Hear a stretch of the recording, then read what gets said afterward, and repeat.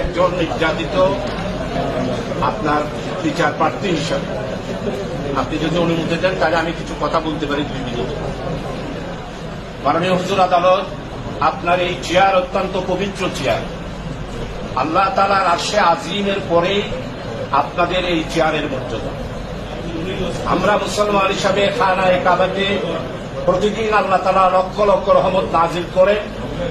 এরপরেই যে রহমত নাজিল করেন সেই চেয়ারটা হলো আপনাদের এই চেয়ার। আপনি যতক্ষণ ন্যায় বিচার করবেন, ন্যায় বিচার প্রার্থীদের কথা শুনে ন্যায় বিচার করবেন, ততক্ষণ আল্লাহর রহমত, লক্ষ রহমত আপনার চেয়ারের উপর নাজিল হবে।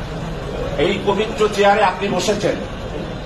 আমি একজন নির্যাতিত কারাবন্দী মানুষ, আজকে 29 মাস কারাগারে। 2021 সালের রমজান মাসে ঈদের দিন বিনা ওয়ারেন্টে আমাকে গ্রেপ্তার করা হয়। মাননীয় হুজুর আদালত, আজকে প্রায় 20 মাস মৃত্যুদণ্ডে যেই কন্ডেম সেল আছে, ডেথ কন্ডেম সেল, 19 মাস আমাকে সেখানে রাখা হয়েছিল। আমাকে, আমার বাড়ি হচ্ছে সাতকানিয়া, মামলা দেওয়া হলো হাটহাজারির। এই মামলাতে আমাকে 8 দিন রিমান্ডে নিয়েছে। এরপরে সিআইডি আমাকে 2 দিন রিমান্ডে দিয়েছে, 8 দিন আমাকে রিমান্ড করেছে।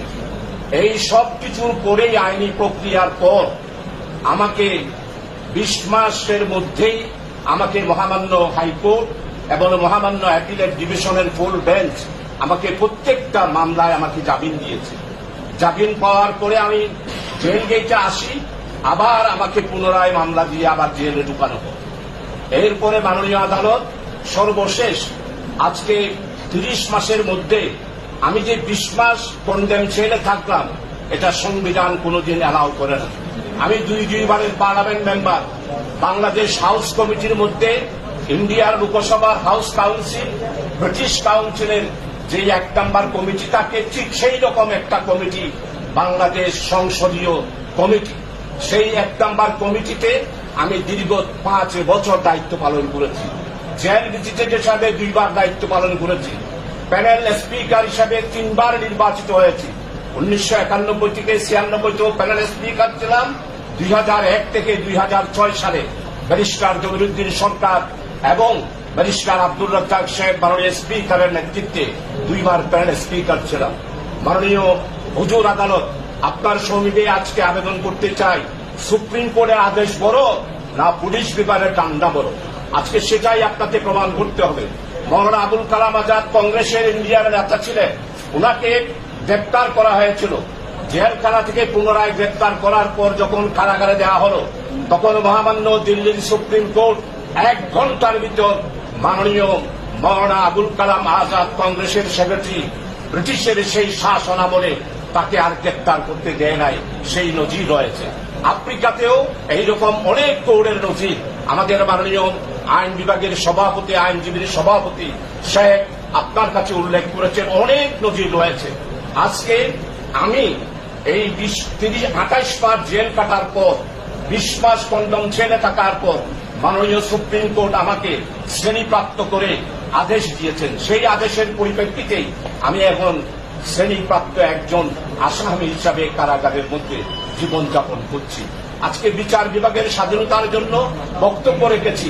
আজকে আমি একজন গণতন্ত্রকামী মানুষ, গণতন্ত্রের জন্য আন্দোলন করি, মানবাধিকারের জন্য আন্দোলন করি, মানুষের ভোটাধিকারের জন্য আন্দোলন করি। বাংলাদেশ জনগণের মালিক হচ্ছে বাংলাদেশের মালিক। এই জনগণের মালিকানা প্রতিষ্ঠা করার আন্দোলন করতে গিয়ে আজকে এই টান্ডাতন্ত্র, লাঠিতন্ত্রের এই পুলিশেরা আজকে কোথায় আমাকে অ্যারেস্ট করেছে এতদিন? 28 মাসে এই মামলা আসলো না।